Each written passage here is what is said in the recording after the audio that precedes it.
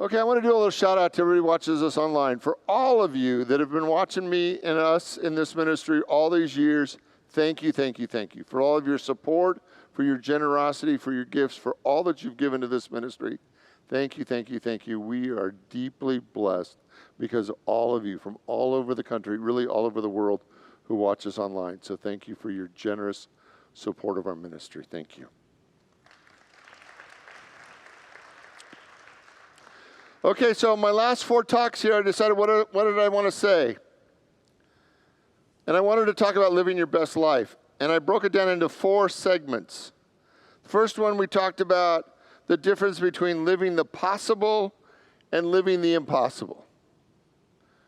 And most of us live in the field of the possible, what we can do, what we know we can do, what we've done in the past, and we continue to create a life out of what's possible. And there's nothing wrong with it. But we tend to live the same year, the same decade over and over again because it's in the realm of what we think is possible. And there's times when we actually have to look at what would I really rather create? Would I rather create something that's possible and do it one more time just because I can? And I know I can, and I can do it out of my ego, I can do it out of my personality. There's no stretch, I don't need God, it's easier. Or am I willing to entertain the idea that I could actually do the impossible? And if I did the impossible, how much more would I need God? And would I be willing to actually be vulnerable enough to try to do that which seems impossible for me today? Because there is a vulnerability in this. Like if you're doing the possible, you know, your ego has a sense of confidence that you can kind of do it, even if it's not perfect. Your ego knows that if you're doing the possible, you can kind of get away with it and it'll be okay. But if you take on the impossible, your ego goes, whoa. Like we're about to lose. We're about to look bad, and we hate to look bad. My job is to make sure you never look bad. But if we take on the impossible, we actually discover all that we're really capable of. And so that's what we talked about the first week. Then last week we talked about the difference between beliefs and commitment. You know, when you're doing the possible, you have to believe it's possible by definition. So Jesus taught a lot about what's possible and what's not possible. And he actually invited people to look at what was possible and to believe in that. But he also invited Peter to get out of the boat. And that when Peter got out of the boat, he didn't believe it was possible. He made a commitment to do that which was impossible. And as long as Peter kept his eyes focused on Jesus, he walked on water. He made a commitment to walk on water. He got out of the boat and he walked on water. And so the first 2 weeks really kind of set up everything else. Are you going to decide this year that you're going to do one impossible thing and make a commitment to it? Or are you going to play in the realm of what's possible and do that one more time? And I really don't have a judgment. I have a preference without a judgment, right? I invite you to entertain the possibility that you could actually do that which seems to you today impossible and literally make a commitment to it. Because until you make a commitment to it, that's the magic formula that allows the impossible to become possible. And so today on week 3, we're talking about how to be an overcomer. Because it would be great if you make a commitment to do the impossible and there was nothing to overcome. Like it'd be fantastic. Oh yeah, I'm going to go walk on water and like there's nothing to overcome. I'm just going to make a commitment. I can feel that commitment within me and I'm going to commit to it and I just know it'll be just easy and there'll just be daisies and it'll be fabulous. Right? But the act of committing to the impossible requires that you overcome things. So what I want to talk about tonight is 5 ways that you can overcome anything in your life. And that's a big statement. And I realize that's a big statement. 5 ways that you can overcome anything in your life. Because as spiritual people, we need spiritual tools. And I want you in your toolbox to have spiritual tools that work for you no matter what the situation is that you are called to overcome. How many of you have ever enjoyed the benefits of a hammer? Hammers are fun, right? You just get to beat the heck out of it. It's not really a finesse tool. Like you can get a hammer, if something's, if you're trying to screw it in and it's not going in all the way, you get a hammer and you just finish it off with a good hammer. And it's close, and hammers are fun, right? You get to swear, you get to sweat, you get to break things. Hammers are great, but sometimes you need another tool in your toolbox. Sometimes a good hammer, no matter how big it is not the proper tool for the job. And it's the same way with spiritual tools. Sometimes the spiritual tool you're using may not be the most effective. And we actually have to have multiple tools in our spiritual toolbox so that no matter what the need or the situation may be, we can reach into our toolbox and get the right tool out for the right experience. So I'm going to give you 5 tonight. I don't usually do 5 of anything, so hang on to your hats. We might be here for a while. Okay, so the first tool that I want in your toolbox, that many of you already have, is the tool that we call prayer. Prayer is the greatest way to change yourself or anything in your life. I'm going to say that again. Prayer is the greatest way to change yourself or anything in your life. One of the greatest statements on prayer, I think, is Emmett Fox's The Golden Key. In The Golden Key, Emmett Fox gives a process that is radically effective and radically simple. Reading from the first paragraph from The Golden Key. Prayer will enable you sooner or later to get yourself out or anyone else out of any difficulty on the face of the earth. Talk about a big statement. Prayer will enable you sooner or later to get yourself or anyone else out of any difficulty on the face of the earth. Man, you can't have a statement that's bigger carte blanche. The prayer will enable you sooner or later to get yourself or anyone else. How many of you have ever had a friend or a family member that you've wanted to get out of a problem and you think, oh my. The statement is huge. Prayer will enable you sooner or later to get yourself or anyone out of any difficulty on the face of the earth. It is the golden key to harmony and happiness.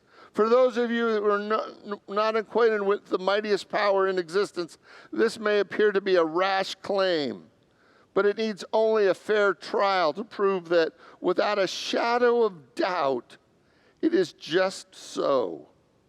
You need to take no one's word for it, and you should not. Simply try it for yourself and see if God, omnipotent, and man in his image and likeness, and has dominion over all things. Now, dominion over all things is different from control over all things. How many of you have wanted control over all things? Right? Right? Control over all things. Like, is your ego's need to feel safe. Dominion over all things is your soul knowing the spiritual truth. It is an inspired teaching, and it is intended to be taken literally at face value. Man means every man, and so the ability to draw on this power is not a special for just the mystics or saints. It is often supposed for even the high spiritually trained practitioner. Whoever you are, wherever you may be, the golden key to harmony is right in your hand now. It is because the scientific basis of prayer is that it's God who works, not you. And so your particular limitations or weaknesses are of no account in the process. You are only the channel through which the divine action takes place. And your treatment really will just start getting yourself out of the way. Beginners often get, I was going to say crazy results, but that's not exactly what he says. Beginners often get startled because the results they're trying to get, for it is absolutely essential that you have an open mind with sufficient faith to try this experiment. Apart from that, you may have any view on religion or none. as it actually doesn't matter. You're working like the fundamental thing, it's simplicity itself. All that you have to do is stop thinking about the difficulty, whatever it may be, and think about God instead. That's the complete rule. You only have to do this. The trouble, whatever it is, will presently disappear. It makes no difference what kind of trouble it may be. It may be a big thing or a little thing. It may be a concerned health or finances or a lawsuit or quarrel, an accident or anything conceivable. Whatever it is, just stop thinking about it and think about God instead. That's all you have to do. How many of you have ever spent a night upset, worried about something in your life that was impacting you or a friend? Now, would you say that that's a golden key activity? Like if you're spending all night worried about something, or if you're spending weeks worrying and fretting and talking about all your friends about the problem or the challenge, would you say that is a golden key activity? No, we wouldn't, because this simple thing says that we are actually moving the focus of our mind off the problem and onto God. Now, the difficulty with that is that most of us have not mastered our own thought process. Most of us do not have control where we focus our mind. Our mind is like a puppy that's been allowed to go anywhere and do anything. Now, I know you think you're smarter than a puppy. But when we haven't controlled our mind, when we haven't learned to master our mind, our thoughts go everywhere. And so our thoughts think it's just appropriate to spend hours and days and weeks worrying about a problem. And what if tonight we pick up this little booklet? I think it's $1. Julia has them in the bookstore. We pick up this little booklet and we read these 5 little pages, and we learn that all we have to do is put the focus on God instead of the problem. And that every time we notice that we're focused on the problem, we move it off the problem and onto God. And we actually begin to take mastery over our thought process. We take our thoughts and we move them off the problem and onto God.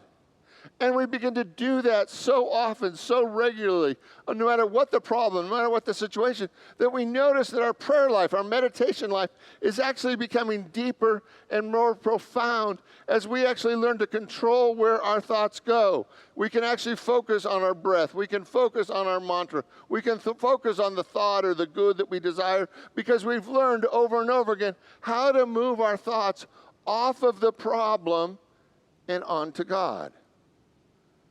And we realize that that's really the basis of all spiritual practice.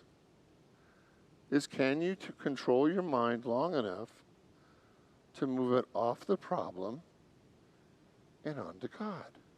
Well, Richard, it's got to be harder than that. Well, how many of you have ever tried to meditate? How many of you can sit quietly for 5 minutes and not think about, did I do the ironing? Or is my refrigerator clean? Or what's that cat doing to mine, right? Because our mind has been given permission just to be wackadoodle, to go anywhere. We move it off the problem and onto God. Take a deep breath. Move it off the problem and onto God. Spiritual tool number 2. And it's Newton's third law of motion. How many of you know what Newton's third law of motion is? There's a couple science geeks here. Perfect, you're good. Okay, so Newton's third law of motion, the first one is, an object in rest wants to stay at, an object in motion wants to stay at motion, right? And the idea is, once you're sitting on the couch,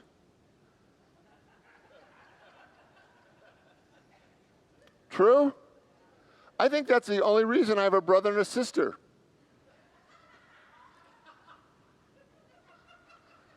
is we were all born before remote controls. And my dad realized that one of us wasn't enough to have in the living room, that he wanted to have 3 of us so we could change the channel for him as often as he wanted to change the channel. Literally, I think that's the only reason I have siblings. Because an object at rest wants to stay at rest. An object in motion wants to stay in motion, too. The acceleration of an object is directly proportional to the net force acting upon the object, inversely proportional to its mass. Force equals mass times acceleration. That's number 2. Number 3, and the reason I brought this up. For every action, there is an equal and opposite reaction. Now, why is this important? In spiritual circles, sometimes it's called second force. And this idea about second force is this idea that when you make a big commitment to something in your life, you're walking on water, or you're building a successful business, or you're having a great, loving, kind relationship, the force that you commit to any impossible project is equal to the resistance that you have with it. So that as you move forward with any desire, that's first force. So first force is you being very committed to what you want in your life. Second force is the resistance to that. You think, well, that's just not nice. Right? So you commit with first force, the resistance comes, the second force, and when they come together, what happens? It's not a train wreck. It actually moves to higher ground. It creates third force, which is the transformation that we need to go to higher ground. It's the way that we get the healing, the blessing, the transformation. So when your intensity of your commitment meets your resistance to that commitment, when those two things come together, they create a third force that is actually the answer to prayer. And so the more committed you are, is the more resistance you're going to reach or face or experience. And that's not the problem. The problem is your commitment, meeting your resistance, actually takes you to higher ground. And you need both to get to where you want to go. And many times when we face the resistance or our desires, we stop. We stop. You know, in unity, this is also called chemicalization. Chemicalization is this idea that once you begin to affirm, I am prosperous, or I am healed, or I am whole, or I'm in a loving relationship, anything within you that's not alignment with that spiritual truth comes up to be healed. Anything. We call it chemicalization because so many people are having experiences of watching their resistance show up, and it freaked them out. Well, that's a spiritual term, sorry. It unsettled them. We've all heard the analogy of a bucket with a little bit of silt along the bottom, and somebody turns a hose into the bucket to wash it out, and instantly that little bit of silt at the bottom clouds the whole bucket. And before there was clear water on top and just a little bit of silt along the bottom, but the hose now has created mud. And many of us, when that's going on in our life, we reach out of the bucket, we turn off the spigot, and we try to pad the silt down as quickly as possible instead of letting the water flow and even turning the pressure on in greater ways to clear the bucket so that we only have good water in our bucket. Third force and second force and first force remind us that the problem is not the problem, but the path to a greater life. The third tool that I want to talk to you about tonight is the growth mindset. Karen Dweck, a Stanford University professor, coined this term, the growth mindset. And the growth mindset is a belief that one's ability and intelligence can be developed and improved through effort, learning, and persistence. Meaning that the challenges are seen as an opportunity to grow rather than an obstacle to be overcome. It's contrasted with a fixed mindset, which believes the abilities are innate and cannot be significantly changed. See, a growth mindset says that whatever I want to do, wherever I want to go, whatever I want to experience in my life, I can learn and grow and create that. And many of us have believed that if I don't know how to do it already, I'm out, I'm stuck. And so from the fixed mindset, we believe that if we don't know it already, there's no way we can get it or learn it or change or evolve. And that fixed mindset keeps us stuck. But the growth mind says that no matter what you want, no matter where you want to go, it is learnable, it is teachable, and you can actually experience a greater version of yourself, and you can actually learn whatever it is that you need. You want to live in greater abundance? Great, that's teachable. You want to have a greater, more loving, healthy relationship? Great, you can learn how to do that.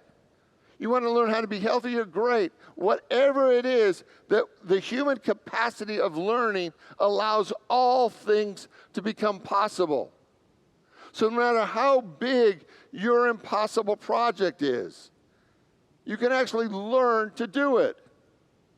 You know, as I talked to the last couple of weeks, when NASA was looking to put a man on the moon, they created a list of all the things that were impossible, all the things that they had to actually learn how to do that they didn't know how to do at the time when Kennedy stood in front of Congress and said, we're going to send a man to the moon and have him come back again safely.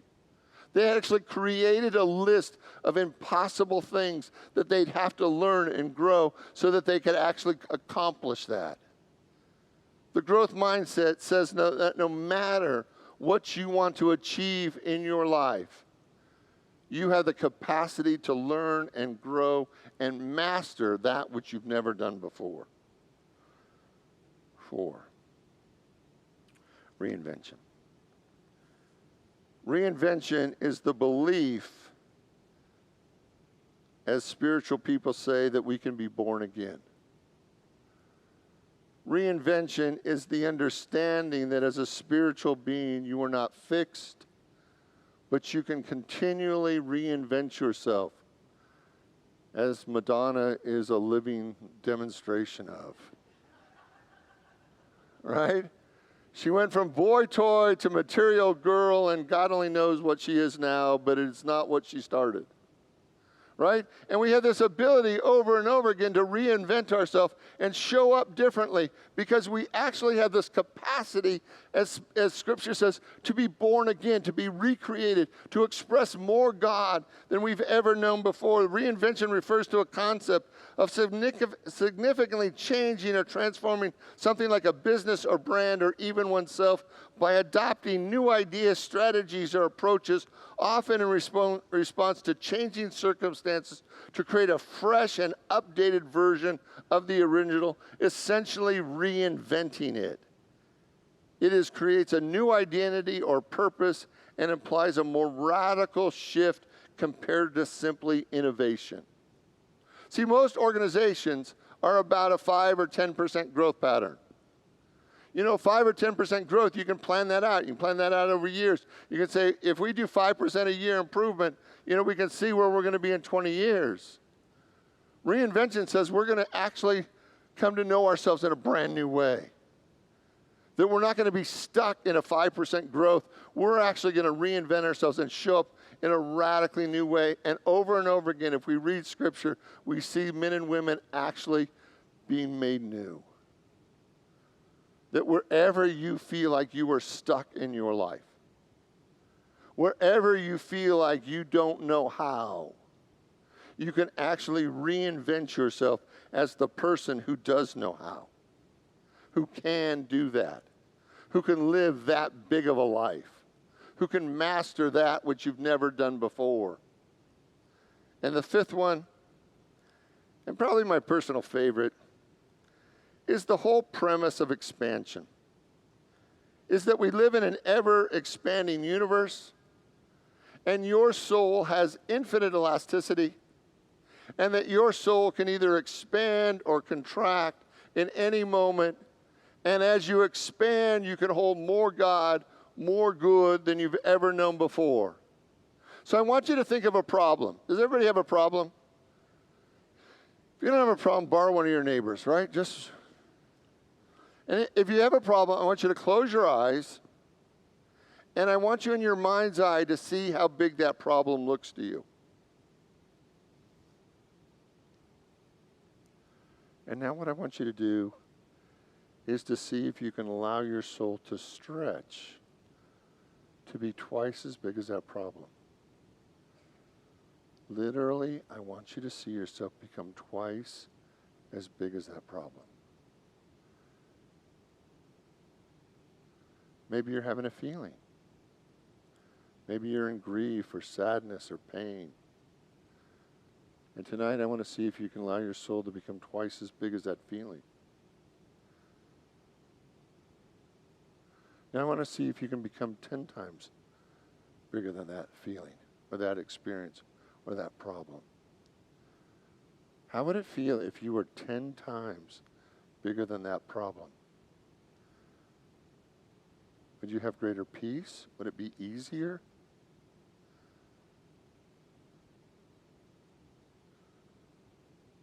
And now I want to see if you can be infinitely larger than that problem. How big can you be? Pick any problem that you've overcome in your life. When you look back at that problem, is it still bigger than you? Or in the process, did you become greater than that problem? See, part of our healing, part of our transformation, part of our living is learning that we are always bigger than our problems. It doesn't feel like that. But we're always bigger than our feelings. We're always bigger than our problems. We're always bigger than life itself. Because you were created in the image and likeness of God. Okay, come back. How many of you, when you closed your eyes, felt like the problem was so much bigger than you are? Anybody have that experience? Now, could you actually see yourself expanding to become bigger than that problem? Now, what if every day you practice seeing yourself bigger than that problem? Can you imagine that the way you would relate to that problem would mentally and emotionally change because you're not holding yourself small anymore? You're actually allowing yourself to expand to become greater than that problem. Sometimes people come to me and say, Richard, I've got a goal or a desire, and it's so much bigger than I am. I said, that's too bad. They say, what do you mean? I said, well, you can't create something that's bigger than you are. You actually have to become bigger than than your desire. Because if it's big, if the desire is bigger than you, it won't fit in your soul. Your soul won't be able to hold it. You know, we've seen people that create something, but what they created, it's still bigger than they are. So they have it for a moment, or they have it for a day, or they have it for a week, but it doesn't last. Because they haven't really expanded fully to be big enough for who they need to be. I want you to see this last tool is so transformative. That whatever you want to create, whatever you want to be, whatever you want to have, whatever the life is that you long for, whatever your best life would look like, you actually have to practice every day expanding to be bigger than that so that that life actually fits inside of you. Because until it fits inside of you, you can't create it. Until you become bigger than your problem, you're not going to be able to solve it. Until you're bigger than your emotions, you're not going to be able to heal them. How many of you have ever had profound grief and sadness that just felt immense, right? Until you become bigger than that emotion, you can't really heal it. You can't resolve it. You can't let it go because it gets stuck because you're not big enough. And the moment you expand, you say, Richard, this grief is so big. I can't become bigger than this. You have to. Unless you want to just stay stuck in that grief for the rest of your life. So over and over again, this last principle, this fifth tool, is really the basis of everything else. That you came to this world to be magnificent. Like you're bringing big problems into your life isn't because you're whatever you are. You create big problems so that you can know the vastness of your soul. And that you can hold the glory of God. Every day, in your times of prayer and meditation, allow yourself to expand. No matter what your goals or desires or longings are, you have to become bigger than that. And the more you expand, the more life just slides right through you. It doesn't get stuck. How many of you thought that if you could just become small enough, all your problems would go away? They'd quit yelling at you. Right? How many of you ever tried that in your life? To think, if I could just get small enough, I could find a corner and go hide. Never works. The process of life is about expanding and becoming more than you've ever been before. And that's over and over and over again, to be bigger than the moment, to be bigger than the problem, to be bigger than the challenge, to be bigger than the feeling, so that the glory of God can enter gently, fully into your life. I am an ever-expanding expression of God. Will you say that with me?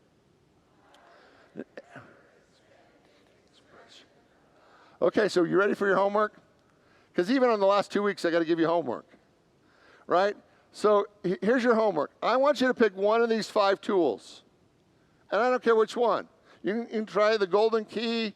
You can try expanding. You can try first force, second force, third force. You can try having a growth mindset. I want you to take one of these principles, and for the next 7 days, every day, you're going to practice it, no matter what it is, because a tool isn't helpful if you don't use it.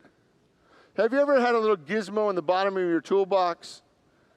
Like somebody might have given you a gizmo, and you pull it out and you go, I have no idea what this is for. And it might actually be the exact tool you need in that situation, but you look at this gizmo and you think, I don't have an idea. And you throw it back in. And it's at that moment you bring the hammer out. Because we all understand hammers. It may not be the best tool, but its simplicity is genius. I am an ever-expanding expression of God. Together? I am an ever-expanding expression of God. Pray with me. I invite you to open your mind, your heart, your soul to the activity of God. That there is but one presence and one power, God the good. Today, I use all my tools. I use all my tools. And I allow the glory of God to be made manifest in my life. And so it is. Amen.